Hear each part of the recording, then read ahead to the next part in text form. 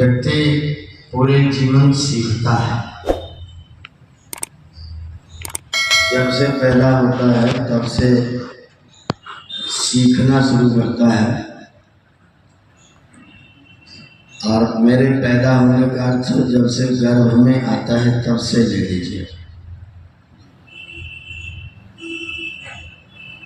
पहले संतान पिता के गर्भ में होती है, पिता के गर्भ से माता के गर्भ में आती है। माता के गर्भ में आने के बाद से वो सीखना शुरू कर देती है। और जिस दिन कूच का दिन आता है, भाई आप समझे, कूच के दिन तक कुछ न कुछ सीखता ही रहता है। और कोई सारा जीवन सीखे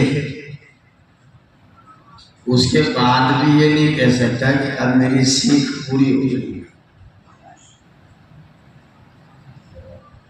पूरा जीवन 100 वर्ष का पूरा जीवन लगा दे तो भी समझे कि सीख पूरी हो गई है, तो ऐसा अभिमान नहीं करना कि अब सीख पूरी हो गई। उपनिषद में कथा आती है कि महर्षि भरद्वाज को अपने 25 जन्म याद थे। भगवान कृष्ण ने गीता में कहा है ना, बहूनि मम जन्मानि जातानि तव चार्जुन तान्यहम वेद सर्वाणि न त्वं वेत्थ परन्तु। मेरे और तेरे अनेक जन्म हुए, मैं अपने सारे जानता हूँ, तू नहीं। तो कृष्ण भगवान कह रहे हैं जो योगी होता है वो अपने पूर्व जन्मों को जानता है। उपनिषदकार कहते हैं कि महर्षि भारद्वाज को 25 जन्म अपने याद थे। 25वें जन्म के समापन का समय आया तो प्रजापति ने उनसे पूछा, भरद्वाज मुक्ति चाहिए कि जन्म चाहिए? तुमने 25 जन्म प्राप्त किए, 25वें जन्म में तुमने पुण्य कर्म ही किए। अब तुम्हारे पुण्यों की पूंजी इतनी लंबी हो गई है कि तुमको मुक्ति मिल सकती है। मुक्ति चाहिए कि जन्म? तो भरद्वाज बोले, नहीं साहब, एक जन्म और दे दीजिए। बोले, अगर जन्म मिल जाए तो क्या करोगे? बोले, फिर से वेदों को पढ़ूंगा और पढ़ाऊंगा। बोले, 25 जन्म में तुम्हारा वेद पूरा नहीं हुआ? भरद्वाज ने कहा कि मुझे ऐसा लगता है कि मैं लेटा हुआ हूँ और मेरे सामने बहुत बड़ा ज्ञान का पहाड़, एवरेस्ट जैसा पहाड़ खड़ा हुआ है। मेरे हाथ फैले हुए हैं और मैंने उस पहाड़ में से कुछ लेने की चेष्टा की है और उस चेष्टा में मेरी मुट्ठी में एक मुट्ठी पहाड़ आया है। मतलब ज्ञान का पहाड़ कितना बड़ा है और मैंने 25 जन्म में कितना प्राप्त किया है। तो हम लोगों के एक जन्म में कितना मिलेगा?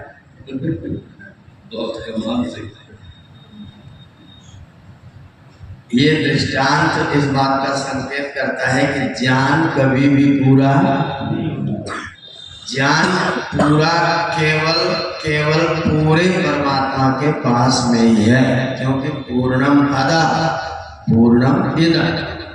वह परमात्मा पूर्ण है, उसका ज्ञान भी पूर्ण है। पूर्ण में से पूर्ण निकालो तो पूर्ण ही बचा रहता है और पूर्ण में पूर्ण जोड़ो तो भी पूर्ण ही बचा रहता है।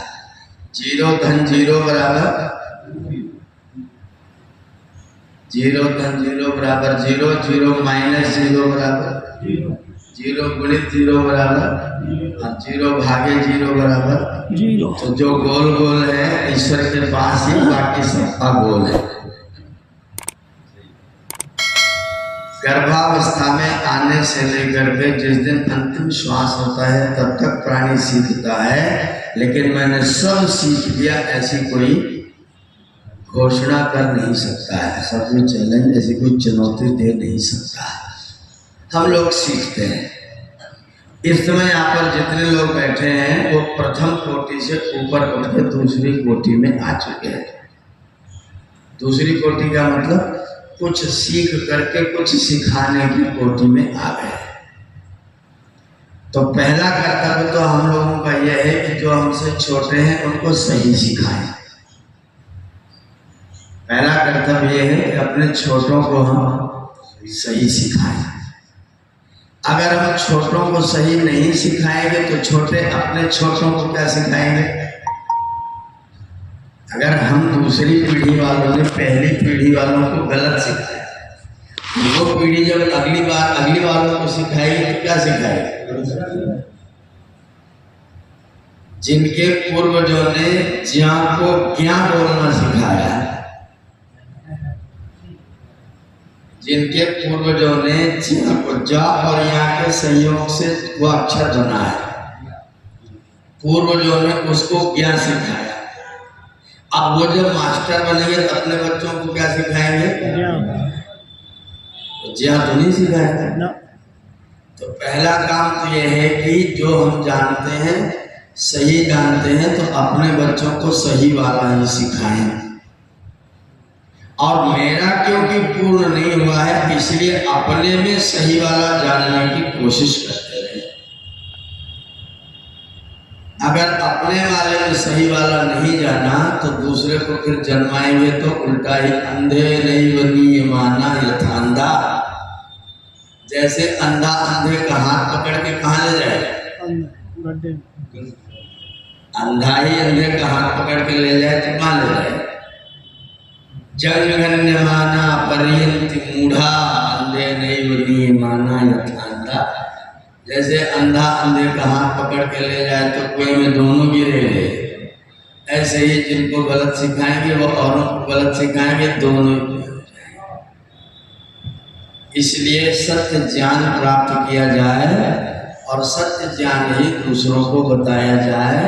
और जो मुझे सत्य ज्ञान ना हो उसके लिए बड़ी विनम्रता से कह दिया जाए कि इस विषय में मेरी जानकारी नहीं है। हम क्या करते हैं? हम ये करते हैं कि हमें ना जानकारी हो, लेकिन किसी ने पूछा तो ना बताएंगे तो अपनी हेठी होगी, इसलिए उसको बताना कुछ न कुछ जरूर है,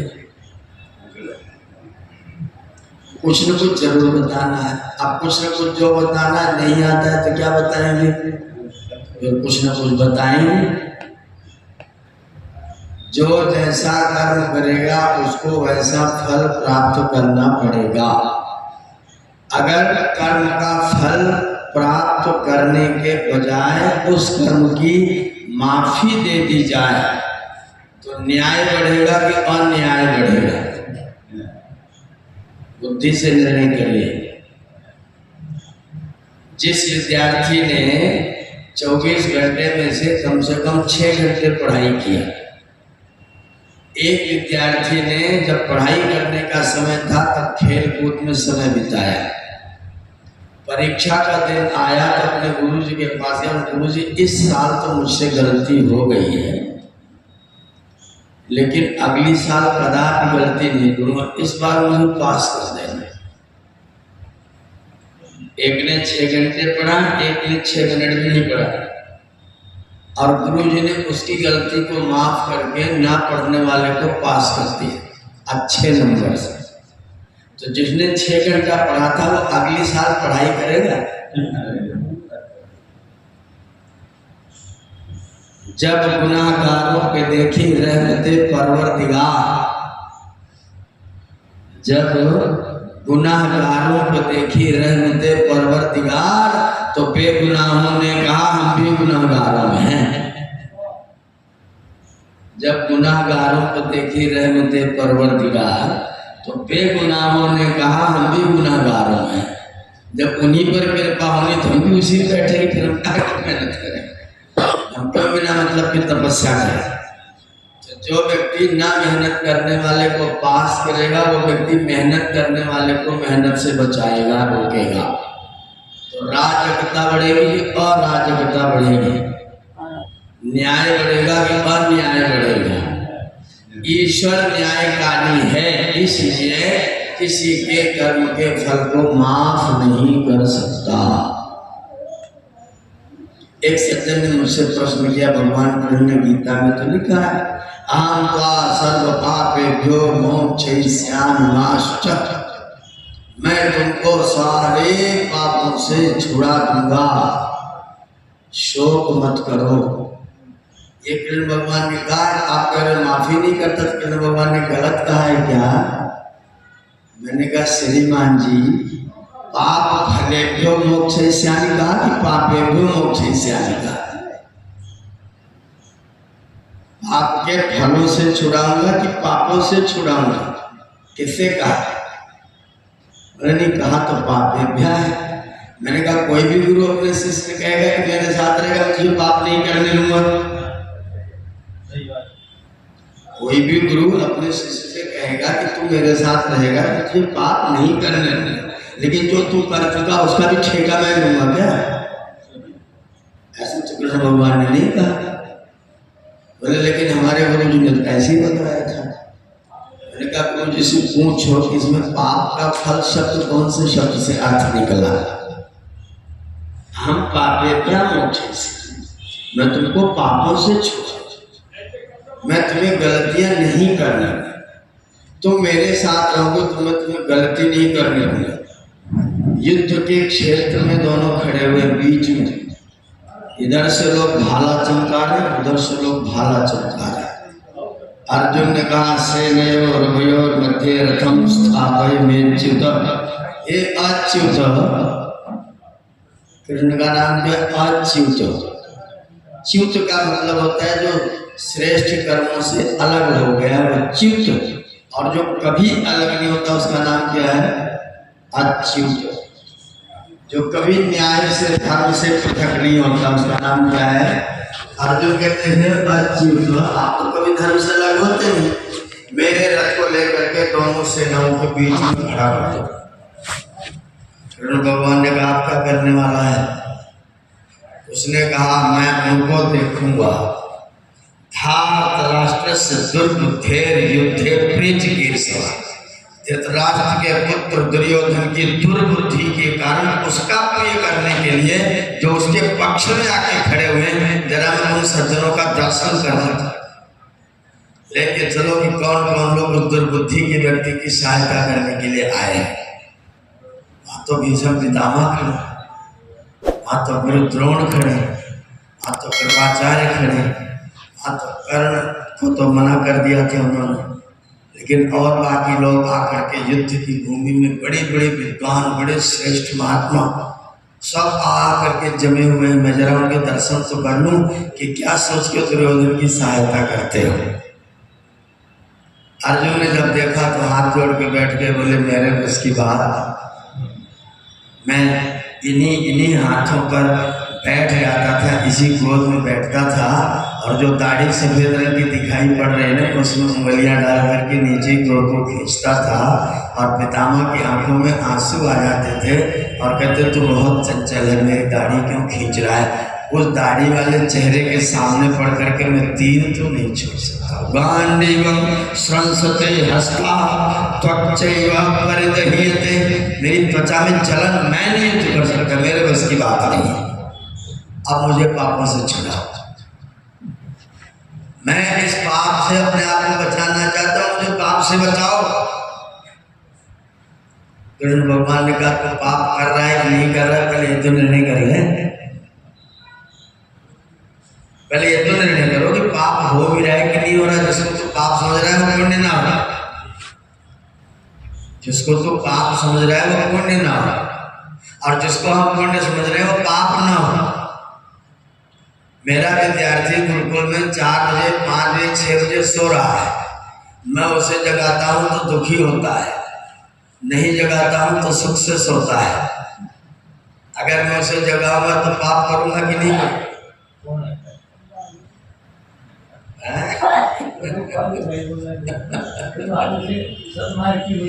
अगर मैं उसे जगाऊंगा तो दुखी होगा, तो मैं दुखी करूंगी ना करूं? हमें पता ही नहीं पुण्य हो रहा है कि पाप,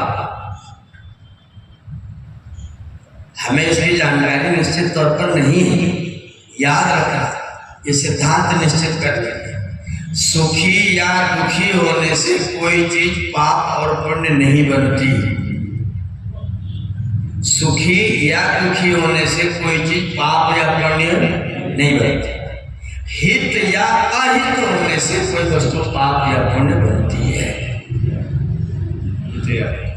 हित या अहित होने से कोई वस्तु पाप या पुण्य बनती है। सुखी या दुखी होने से कोई वस्तु कभी पाप और पुण्य। प्रायः लोग सुख और दुख होने को पाप और पुण्य से जोड़ते हैं, जो गलत है। कोई व्यक्ति घोर दुखी होता है तो जज क्या करे? जजमेंट करना बंद कर दे। जिसके खिलाफ जजमेंट जाएगा वो दुखी होगा, समर्थन में जाएगा तो सुखी होगा। समर्थन में जाएगा तो पुण्यात्मा भी सुखी होगा, पापात्मा भी सुखी होगा। जिसने पाप किया है उसके भी समर्थन में अगर हो गया निर्णय तो सुखी होगा। हम उसको सुखी करने के लिए गलत निर्णय करें नहीं। हित किसमें हो रहा है? पापी को दंड देने में वो दुखी हो तो भी उसका हित है। क्यों? क्योंकि आगे पाप करने से बच जाता है, और पाप करेगा तो भयंकर से भयंकर और अत्यंत दुष्परिणाम भोगने पड़ेंगे। और अगर दुष्परिणामों से बचने के लिए आत्महत्या कर ले तो उससे और भयंकर दुष्परिणाम सामने आएंगे। असुर्यानाम ते लोका अंधेर तमसा वृता तांस्ते प्रेत्य अपि गच्छन्ति ये के चार महनुजना। जो लोग आत्महत्या करके विकट परिस्थितियों से भाग करके छिपने की कोशिश करते हैं, वे जन्म के साथ उससे ज्यादा विकट परिस्थितियों में फिर पैदा होते हैं। जन्म के साथ पैदा होते ही माता का पैदा होते समय माँ का देहांत, पिताजी शराबी कबाबी, घर में कोई और दूसरा देखने वाला नहीं है, या अनाथ बच्चा पैदा होकर विकट परिस्थितियों में आया है। जिन परिस्थितियों से भगा था दुखी होकर के वो परिस्थितियां पैदा होती हैं सामने आएंगी। इसीलिए भगना नहीं पड़ेगा, जगना पड़ेगा। पाप कर्मों से वियुक्त हुए बिना आपको कभी सुख नहीं प्राप्त हो सकता, और सुख के भार में आपका हित नहीं हो सकता। कृष्ण भगवान ने समझाया, तू ये देख कि तू पाप करने जा रहा है कि नहीं जा रहा है। पाप करने जा रहा है कि नहीं जा रहा है? कृष्ण भगवान ने अर्जुन से पूछा, एक बात बताओ, कोई कार्य गलत हो रहा हो और कोई समर्थ व्यक्ति चुपचाप बैठा हो तो दोषी है कि नहीं है? मैं प्रवचन दे रहा हूं, कोई व्यक्ति बाहर से आए, दुष्कर्मी आए, खबरदार माइक बंद करो और न सबको गोलियों से भून दो। आप सब लोग चुपचाप बैठे, धीरे से बगल वाले दरवाजे से पीछे खिसक जाए, मुझे अकेला छोड़, उस व्यक्ति को अपना काम करने दें, तो आप सब लोग सज्जन कहलाएंगे। नाती पौत्र की पत्नी की साड़ी खींची जा रही है, बाबा जी सभा में उच्च आसन पर विराजमान है, राज्यसभा के मुख्यतम सदस्य हैं, और बाबा जी आंख बंद कर लें तो बचेंगे? जो तटस्थ है समय कहेगा उनका भी अपराध। जो तटस्थ है समय कहेगा उनका भी अपराध। तो तुम्हारे जो पितामह हैं खड़े हुए, और आशीर्वाद किसको दिया है विजयी होने का? आशीर्वाद किसको दिया? अभी अभी युधिष्ठिर लेके गया है, अर्जुन से पहले युधिष्ठिर आके ला चुके थे आशीर्वाद लेके। विजयी भाव उसको कहा युधिष्ठिर को, और युद्ध करने के लिए किसके सामने खड़े हैं? युधिष्ठिर के। और प्रतिज्ञा ये कर रखी कि 10,000 रोज मारूंगा, और वरदान ये है कि जब तक नहीं चाहेंगे तब तक मरेंगे नहीं। कैसी परिस्थिति है? वरदान ये है कि जब तक चाहेंगे नहीं तब तक मरेंगे नहीं। प्रतिज्ञा ये है कि जब तक जीऊंगा 10,000 रोज मारूंगा। और खड़े किसके खिलाफ है? जिसको आशीर्वाद दी विजयी भाव। इनका क्या करोगे बताओ? इनका क्या करोगे? अगर ये लोग जीतेंगे तो धरती पर अन्याय का राज्य होगा, और दुर्योधन जो पाप करेगा उस पाप से जो प्रजा दुखी होगी उस प्रजा के दुख का कारण तुम लोग होगे, क्योंकि तुम उसको खत्म कर सकते हो, इस पाप आत्मा को नष्ट कर सकते हो। नहीं करोगे तो दुख तुम उस दुख के परिणाम स्वरूप जो पाप लगेगा तुमको लगेगा। बोलो पुण्य कर रहे कि अपुण्य कर रहे हैं? अगर तुम मर भी गए तो चिंता मत कर, मर भी गए हतोवा प्राप्त से स्वर्गम, मर गया तो स्वर्ग मिलेगा, मर गया तो स्वर्ग मिलेगा, जीत गया तो धरती पर धर्म का शासन प्रतिष्ठित करेगा। तो तेरे तो दोनों हाथों में लड्डू। और जो लोग पाप किए हैं और पाप के समर्थन में खड़े हैं उन लोगों को रास्ते से हटाना है। ये लोग जिंदा नहीं है, ये मरे हुए हैं, मरे हुए। सब लोग सुनाते हैं दृष्टांत छोटा सा। दिवाली का समय था, मिठाइयों की दुकान इतनी ऊंची सीढ़ी दर सीढ़ी लगी हुई थी। मोटे से लाला जी मिठाई बेचने के लिए बीच में बैठे थे। 2-3 नौकर लगे हुए थे मिठाई लाला के तोड़वाने के लिए, देने के लिए।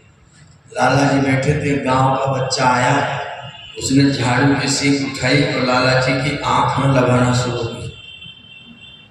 लाला जी बोले फोड़ेगा क्या? बच्चा बोला तुम जिंदा हो क्या? तुम जिंदा हो? लाला जी बोले मैं मिठाई के बीच में बैठा हूँ, तुझे लग रहा है मैं मरा हूँ?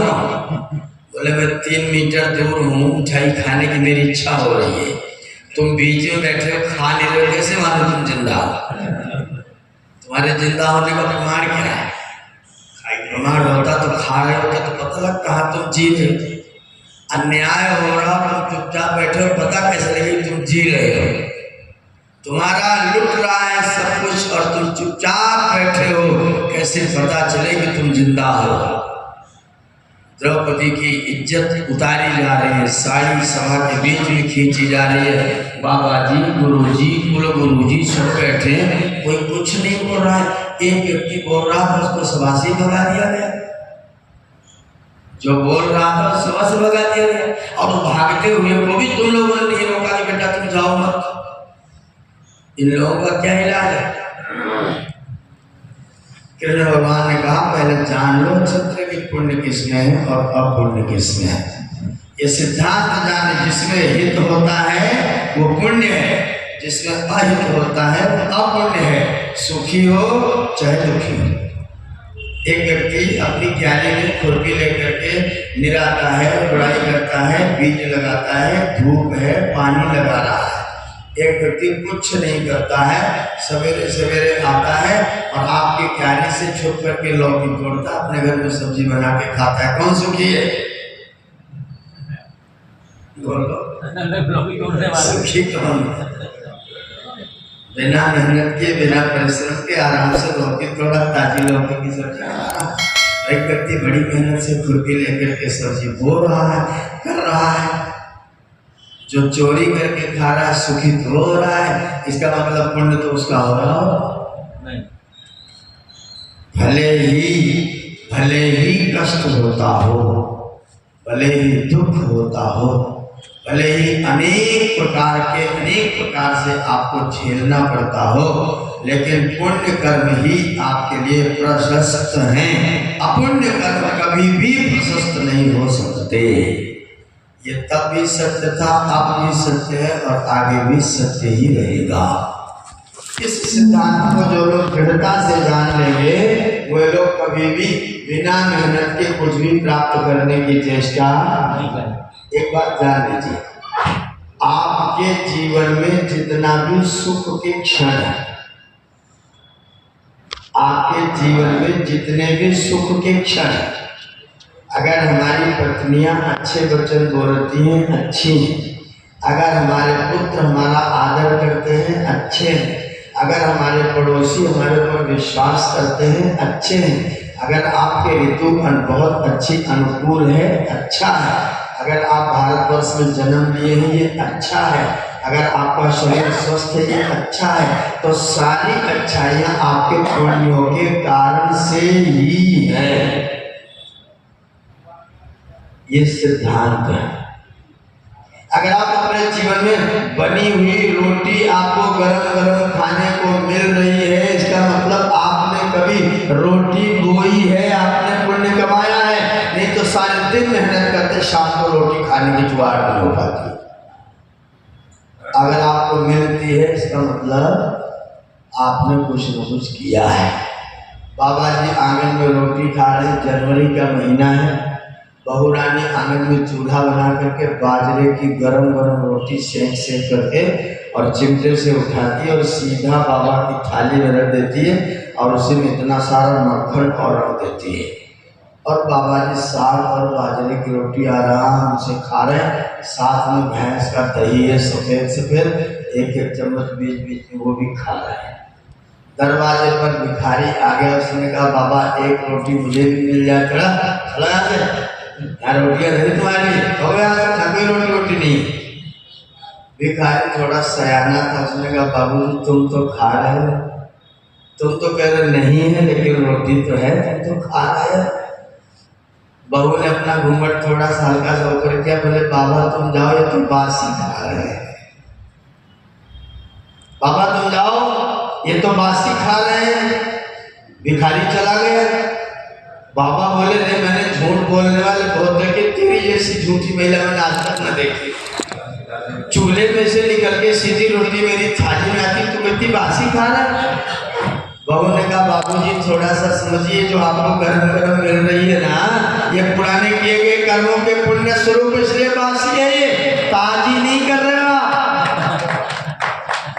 बासी रोटी है ये पिछले किए गए कर्मों के परिणाम स्वरूप आपको ये गरम गरम चूल्हे में से निकल के आ रही। नहीं तुम भी इस बाबा की तरह घूमते, लोगों से कहते एक रोटी मेरी भी, और तुमको भी लोग कहते जाओ जाओ तुम्हारे लिए कोई रोटी नहीं है, तुमने रोटी बोई है इसलिए तुमको मिली, बाबा नहीं बोई नहीं मिल रही है, ये तुम्हारी बासी रोटी है।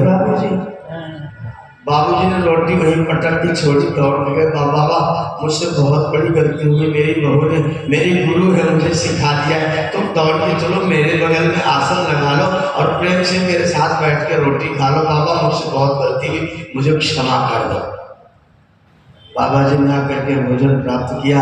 ध्यान रखिएगा, अगर आप किसी को रोटी देते हैं तो देते नहीं हैं, अपने लिए जमा करते हैं जो कल आपको प्राप्त होने वाली है। आप किसी के लिए कुछ नहीं करते हैं। अभिमान न करना कि मैंने तुम्हारे लिए इतना किया, तुम्हारे लिए कुछ नहीं किया। लोग कहते स्वार्थ को छोड़ो, मैंने कहा झूठ ना बोलो, स्वार्थ को पकड़ो, स्वार्थ को पकड़ो। बोले तो स्वार्थ को छोड़ना चाहिए, स्वार्थ ना, एकदम झूठ उपदेश। स्वार्थ को पकड़ो, स्व माने जीवात्मा, जीवात्मा का अर्थ क्या है? जीवात्मा का तो खाने में कि खिलाने में? अरे खाने में तो शरीर का अर्थ है भैया, खाने में फायदा किसको मिलेगा? शरीर को मिलेगा, और खिलाने में फायदा किसको मिलेगा? तो स्वार्थ किसमें है? क्यों स्वार्थ को छोड़? स्वार्थ को समझो।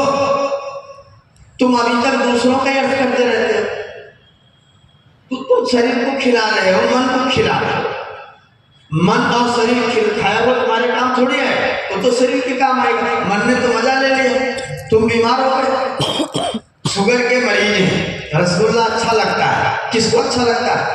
मन को। आपको कि मन को? आपको नहीं अच्छा लगता, आपके अंदर से डर है कि देवी जी ने देख लिया तो डांटेंगे। जगदीश सिंह कुमार जबलपुर में रहते थे, 400 साल। जब भी मेरा कार्यक्रम होता तो मेरे कार्यक्रम में मेरे साथ जरूर आ जाता, कभी कभी उनकी पत्नी भी साथ में आ जाती। सामने रसगुल्ला रखा रहता, जैसे सामने आता तो कुमार जी देवी जी की ओर देखते। मैंने कहा क्या देख रहे? चुप रहो, दरोगा जी साथ में है। दरोगा जी लोग अंदर तो है, भय है, अंदर भय है, स्वार्थ को भय है, लेकिन मन को, मन दुष्ट है। मन ने कहा खा, स्वाद तो बहुत अच्छा लगता है। इन्होंने उठाया, उसको निचोड़ दिया। मैंने कहा फिर भी मीठा तो मीठा ही है, तो गिलास सामने रखा, गिलास में उसको धो दिया,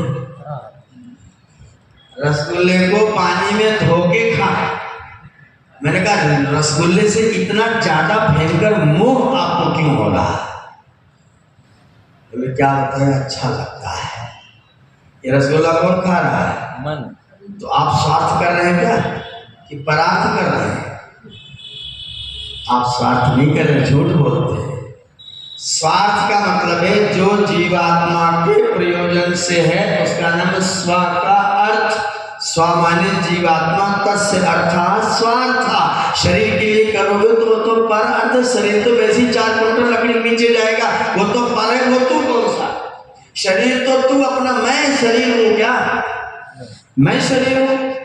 शरीर तो मेरा साधन है। अगर तुम शरीर को खिलाते तो स्वार्थ कहाँ है? खिलाने में स्वार्थ है, खाने में परार्थ है। स्वार्थ को अच्छी तरह समझ के विश्लेषण कर। जो जीवात्मा के लिए लाभकारी है वो करो। खिलाओगे तो जमा होगा, खा पी लोगे तो अंग लगेगा।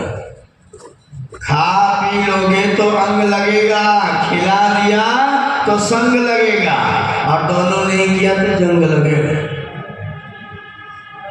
दानम भोगो नाशस्तिस्रो भूतयो भवन्ति वित्तस्य यो न ददाति न भुक्ते तस्य तृतीया गति भवति। नहीं दोगे, नहीं भोग करोगे तो तीसरी गति हो जाएगी। खाने की अपेक्षा खिलाना अधिक महत्वपूर्ण है।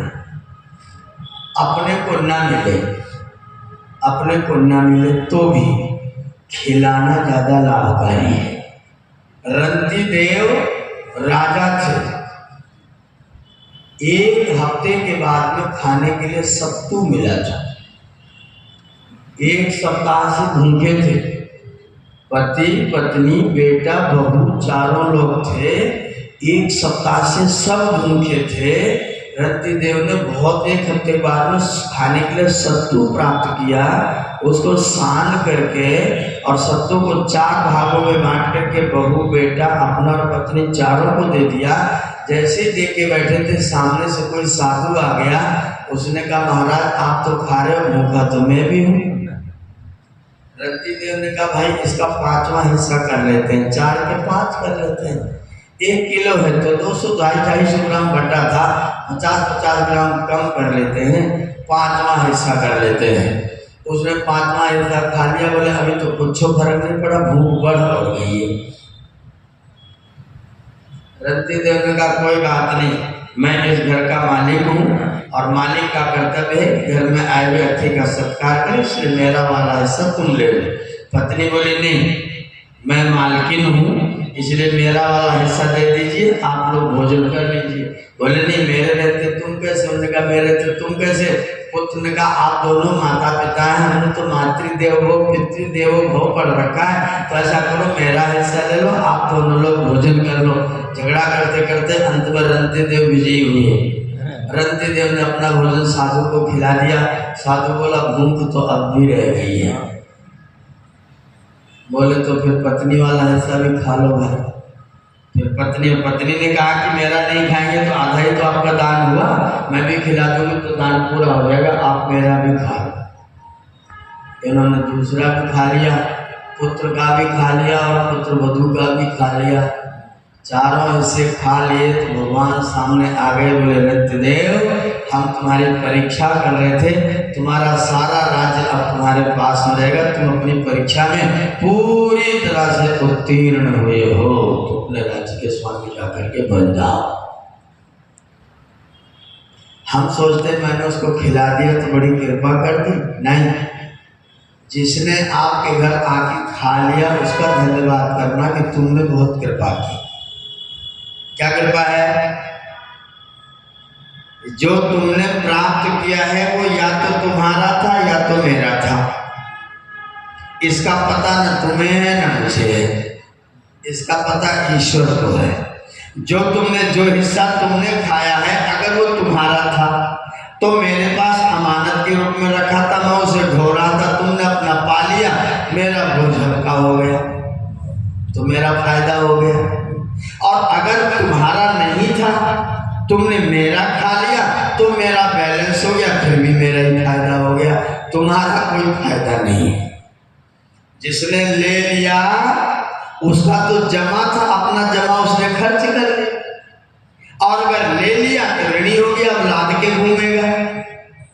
जिसने ले लिया उसने या तो अपना बैलेंस खर्च कर दिया, जमा था वो खा गया, और या तो जमा कर लिया, अब वो मेरा कर्जी बन के ढोता फिरेगा। जब मेरा मौका लगे तो लौट के आके मुझको खिलाएगा, जब मेरा मौका होगा तब लौट के आके मुझको खिलाएगा, मेरा सामान लेके चलेगा। सामान मेरा, ढोएगा कोई और अगर अपना खा लिया तो मेरा बोझ हल्का हो गया, और अगर मेरा खा लिया तो मेरा उसके पास जमा हो गया, अब मेरा माल तू ढोएगा। तो खिलाने में तुम्हारा दोनों तरफ से लाभ हुआ, और खाने में तुम्हारा। तो किसी का खा लेना तो दोनों तरफ से नुकसानदायक, और किसी को खिला देना क्या करना चाहिए? हम बड़े व्यथित होते हैं, नालायक आगे एक पसेरी खाएगा,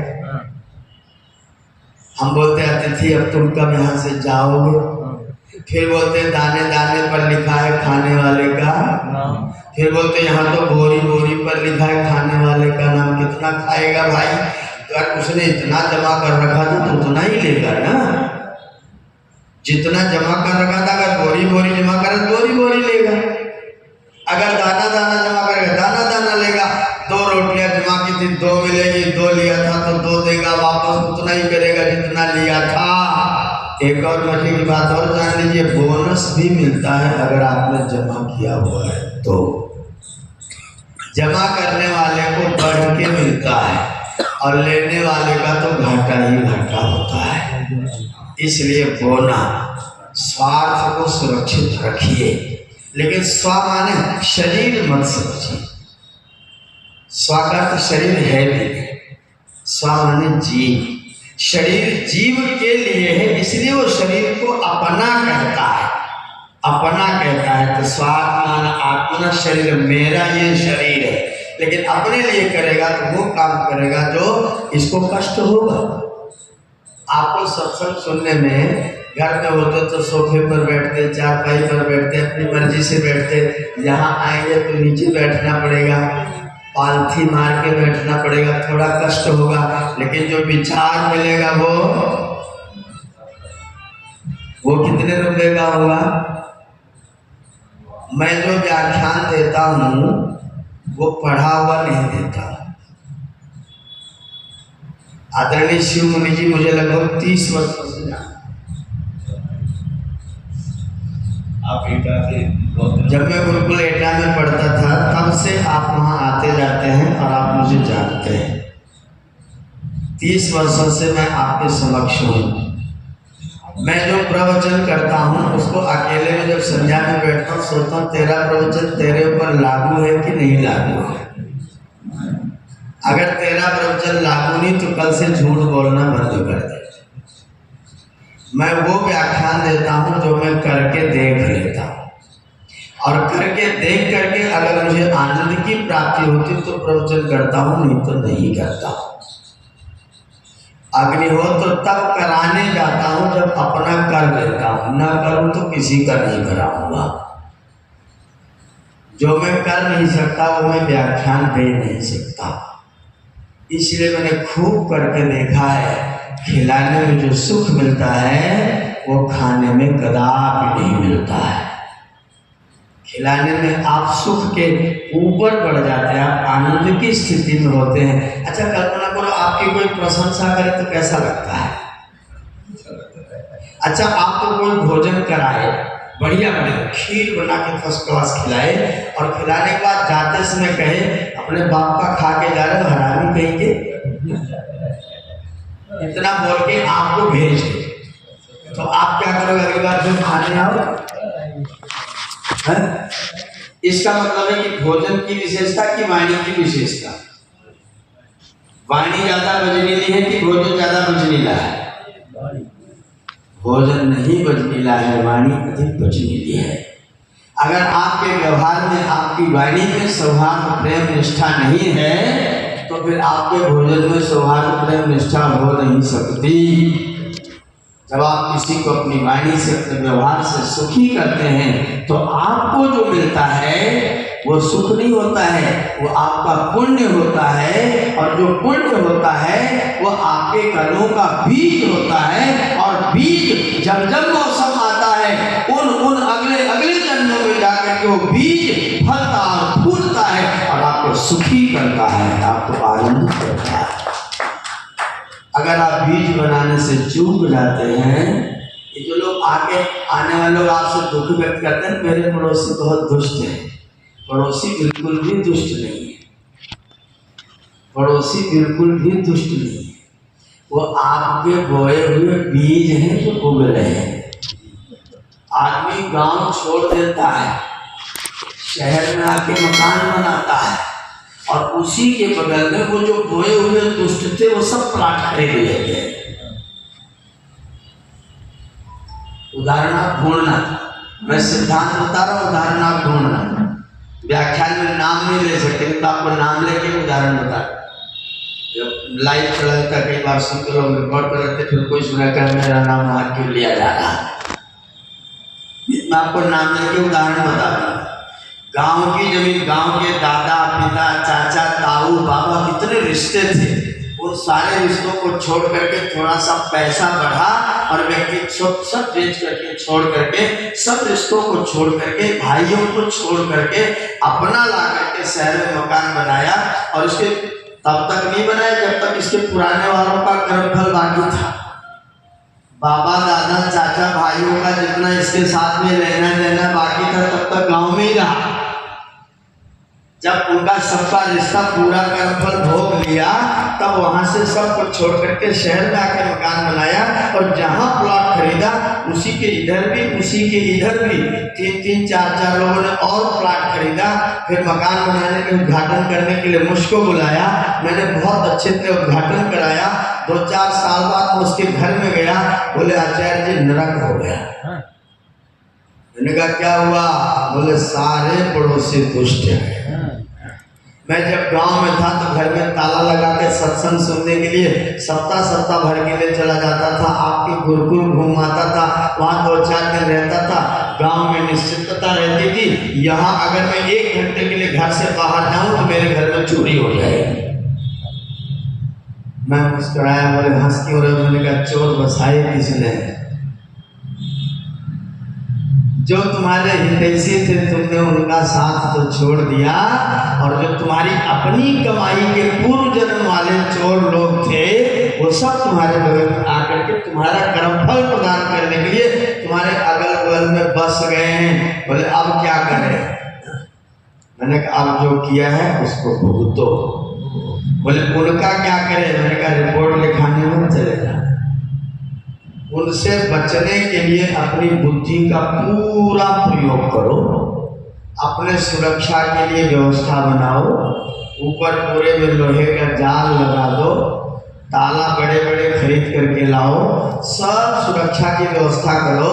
और सवेरे शाम जब भगवान का भजन किया करो तो एक बार ये भी किया करो, हे भगवान इन दुर्बुद्धियों की भी बुद्धि को थोड़ा सा ठीक कर देना। अगर तुमने उनके खिलाफ कुछ कर दिया तो अगले जन्म में फिर वही तुम्हारे अगल बगल में आके पैदा होंगे। बदला लेना बुद्धिमानी, बदला लेना बुद्धिमानी नहीं है। अपने आप को कोई नुकसान ना पहुंचा पाए इसकी पूरी सुरक्षा, पूर्ण सुरक्षा, सब तरह की सुरक्षा करना। धन खर्च होगा तो समझ लेना कि मेरे द्वारा किए गए कर्मों का परिणाम है। मैंने जो बुरे लोगों के साथ वो बुराई की थी उनका परिणाम मुझे दे, इसलिए मुझे बड़े बड़े ताले खरीदने पड़ रहे हैं, ताला लगा के सोना पड़ रहा है, ताला लगा के घर से जा नहीं सकते हैं, सत्संग से वंचित हो रहे हैं। वो मेरे कर्मों का परिणाम है, क्योंकि मैंने दुष्ट बोए थे। अगर आप दुखी हैं तो दुख आपका बोया हुआ है, अगर आप सुखी हैं तो सुख भी आपका। इस सिद्धांत को 100% सत्य स्वीकार कर लेना। ये सिद्धांत एकदम सत्य है। बोए हुए सुख आपको मिलते हैं, बोए हुए दुख दुख आपको मिलते हैं। अगर जीवन में सहजता है, सरलता है, इसका मतलब आपने पहले लोगों के साथ में अच्छे कर्म किए हैं। अगर जीवन में चारों ओर से टांग खिंचाई है, इसका मतलब आपने पहले बहुत लोगों की टांग, आप भी पहले केकड़े थे, दूसरों की टांग खींचने में आपको भी मजा आता था। इसलिए मेरा निवेदन है, कोई व्यक्ति कुछ भी कर्म करे, बुरा करे तो भी अगर समझा सको तो समझाना, आपकी बात मान सके तो मनवाना, ना माने आपका तिरस्कार करे तो आराम से जीवन में उपेक्षा वृत्ति धारण कर लेना। उसकी निंदा करने के लिए किसी के पास, क्योंकि परिणाम आपको भुगतना पड़ेगा। उसकी निंदा करने की कोई जरूरत नहीं, उसको समझाइए, बुझाइए, कहिए, रोकिए, कैसे भी करके रोकिए और उसके साथ ऐसा काम करिए कि वो व्यक्ति सोचे कि व्यक्ति तो बहुत ही अच्छा है भाई, वो व्यक्ति सोचे कि व्यक्ति तो बहुत ही अच्छा है। मैं नहीं सुनाऊंगा संस्मरण, सुनाने पर वो फिर वही बात होती है। आपको केवल सिद्धांत के तौर पर कह रहा हूं कि आप किसी से बदला लेने की कोशिश न करिए। बदला किसी से कुछ हो जाए तो हो सकता है मेरा कहीं कोई कर्म रहा होगा, कोई बीज मेरा उग रहा है, उस बीज अगर कोई मेरे खिलाफ कुछ कर रहा है, व्यक्ति धर्म यह है कि कोई व्यक्ति अगर कुछ खिलाफ कर रहा है तो उसको तुरंत मेरे से कहीं कोई गलती हुई होगी, लेकिन मैं अब गलती करने वाला योस्मान द्वेष, अगर मुझे कोई द्वेष करता है, यम वयम दुष्मा, हम किसी को द्वेष करते हैं, तम उस व्यक्ति को नहीं, तम द्वेषम भोजम भी दद्मा, उस द्वेष को हम ईश्वर के न्याय पर छोड़ते हैं। हम किसी से द्वेष, हम क्या करेंगे, हम क्या करेंगे? आपकी रचना ईश्वर ने किया है, आपकी भी रचना ईश्वर ने किया है। जो दुष्टता कर रहा है उसकी रचना करने वाला कौन है? ईश्वर ही है। अच्छा, ईश्वर उसकी आंख तो नहीं फोड़ दे रहा है, हाथ तो नहीं काट ले रहा है, पैर तो नहीं तोड़ दे रहा है, उसके लिए सूर्य दे रहा है, चंद्रमा दे रहा है, धरती दे रहा है, जल दे रहा है, वायु दे रहा है, जीवन दे रहा है। क्यों दे रहा है? क्योंकि ईश्वर ये सोचते रहते हैं कि व्यक्ति आज नहीं तो कल सुधरेगा। आपके मन में प्रेरणा करते रहते हैं कि दुष्टों को सुधारने की कोशिश करो, जो तुमको लगे कि ठीक नहीं उसको सुधारने की तुम कोशिश करो। इसलिए आप देखें, कोई व्यक्ति कष्ट हो फिर भी अच्छा काम करने से रुकता।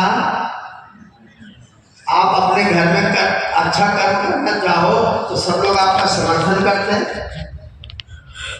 अच्छा, उस व्यक्ति का नाम बताओ जिसने समाज का हित किया हो और समाज में उसका बड़ा कल्याण किया, बड़ी सेवा पूजा की, उस व्यक्ति का नाम बताओ। समाज में उसकी निंदा ना की, ऐसे किसी व्यक्ति का नाम मालूम? मुझे तो नहीं मालूम। जिन्होंने समाज के हित के लिए अपना प्राण तक दे दिया, प्राण तक दे दिया, उस चंद्रशेखर को हमारी राजनीति के लोगों ने आतंकवादी कहा। हमारे राजनीति के लोगों ने उसको आतंकवादी कहा। गुरु तेग बहादुर व्यक्ति जिसने अपने धर्म पर अपने प्राणों का बलिदान कर दिया, उसको NCERT की कक्षा 11 के इतिहास के बुक में आतंकवादी कहा। जिसने जनता के हित के लिए प्राणों का बलिदान कर दिया, लोगों ने उसकी भी निंदा की, लेकिन वो निंदा से रुके और निंदा करने से वो, जिसमें लव है विरोधों में और चमकेगा, किसी दिए पर अंधेरा उछाल कर देखो, तो जिसमें लव है विरोधों में और चमकेगा।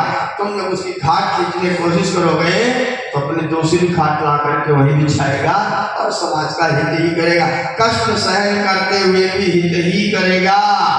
वो जब चला जाएगा तो आप उसकी मूर्तियां बनाओगे और जाने के बाद भी उसको याद रखोगे, उस पर मालाएं चढ़ाओगे, सम्मान के साथ उसका नाम लोगे। वो व्यक्ति गलत कर्म करेगा नहीं, अच्छे कर्म से रुकेगा नहीं। इसलिए कष्ट होने पर भी हमें अच्छे कर्म करते। लोगों ने मुझसे प्रश्न किया कि चलो चंद्रशेखर का नाम होता है, लेकिन उनके जीते जी उनको क्या मिला? उनके जीते जी उनको क्या मिला? भगत सिंह ने फांसी खा लिया, उनको क्या मिला? तुमने दिया देश को जीवन, देश तुम्हें क्या देगा? अपना खून गर्म करने को नाम तुम्हारा लेगा। अपना खून गर्म करने को नाम तुम्हारा। तुमने दिया देश को जीवन, क्या मिला? जो मिला उसको तुम नहीं समझ सकते हो। विदुर जी महाराज से किसी ने पूछा कि स्वर्ग कब किसको मिलता है? बोले दो लोगों को मिलता है। एक तो जो ईश्वर की उपासना करते हैं, वो सारा जीवन लगा करके स्वर्ग की प्राप्ति करते हैं। एक वो व्यक्ति जो धर्म की रक्षा के लिए चाहे 1 घंटे का युद्ध होता हो, धर्म की रक्षा के लिए होने वाले युद्ध में 1 घंटा समय देकर के अगर बलिदान हो जाता है, वह व्यक्ति सीधा स्वर्ग का अधिकारी बन जाता है। ईश्वर की उपासना करके तो सारे जीवन के बाद स्वर्ग मिलता है। 1 घंटे में धर्म की रक्षा के लिए जीवन का बलिदान चढ़ा देने वाले को तो 1 घंटे में ही स्वर्ग की प्राप्ति। धर्म की रक्षा के लिए बलिदान भी करना पड़े तो भी पुण्य की ही प्राप्ति होती है। इसलिए अच्छे लोग बुरे लोगों के कार्य से अच्छाई करने से विरत नहीं होते हैं। बुरा अपना काम करेगा, अच्छा अपना काम करेगा। लेकिन ये दुनिया अगर टिकी है तो बुरों के कारण कि अच्छों के कारण? अच्छा, बुरों का परिणाम अंत में लाभकारी होता है कि हानिकारक होता है? कोई व्यक्ति अपने बेटे का नाम दुर्योधन रखेगा, कोई रावण रखेगा, विभीषण रखेगा? विभीषण भी नहीं रखते। भले ही विभीषण राम के शरण में आए, लेकिन थे तो देशद्रोही।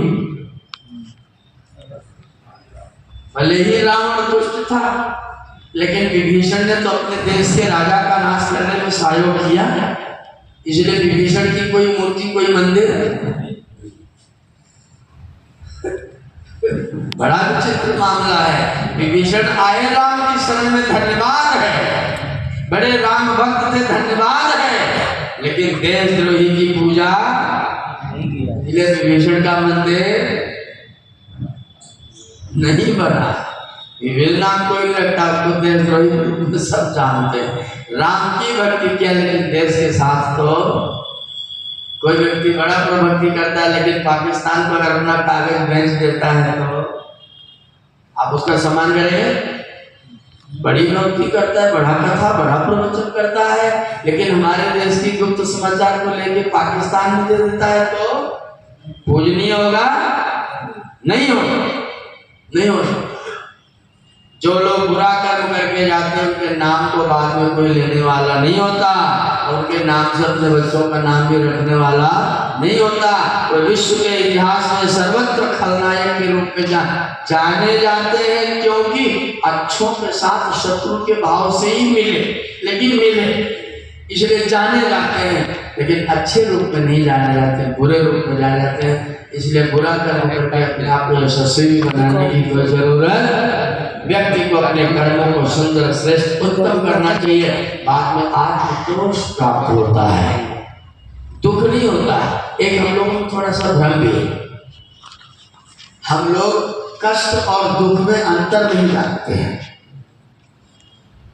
कष्ट और दुख में अंतर नहीं जानते। थोड़ा सा भेद करके मैं अपनी वाणी को विराम देता हूँ। कष्ट और दुख में अंतर है। यहाँ आप बैठे हैं, मैं व्याख्यान दे रहा हूँ, मैं जानता हूँ कि बहुत अच्छा बोलता हूँ, बहुत अच्छी बातें बताता हूँ, मैं ऐसा जानता हूँ। आपको कैसा लगता है मैं नहीं जानता, लेकिन मैं ऐसा जानता हूँ, मैं जो बताता हूँ अच्छा बताता हूँ। मैं ये समझ के बोल रहा हूँ कि मैं बहुत अच्छा बोल रहा हूँ। आप यहाँ बैठे हुए हैं, सोच रहे हैं 2 बजे से हम यहाँ बैठे हैं। पहले राजेश जी 1 घंटा तक पाते रहे, बाद में गंभीर भाई करते रहे। अब ये आदमी पक करता रहेगा। जब तक ये चुप नहीं होगा तब तक हमें यहाँ जाने को नहीं मिलेगा। न जाने मुनि जी की घड़ी बंद तो नहीं हो गई है। ये आदमी जब तक बोलेगा तब तक हमें यहाँ बैठना पड़ेगा। अब आपको दुख हो रहा है कि कष्ट हो रहा है? जो ऐसा सोच रहे हैं उनको दुख हो रहा है, जो ऐसा सोच रहे हैं उनको दुख हो रहा है, और जो यहाँ बैठे लेकिन आसन बदल बदल के बैठना पड़ रहा है उनको कष्ट हो रहा है। कष्ट का परिणाम आपको ज्ञान का सुख प्राप्त हो रहा है, और दुख का परिणाम तो मिलेगा क्या?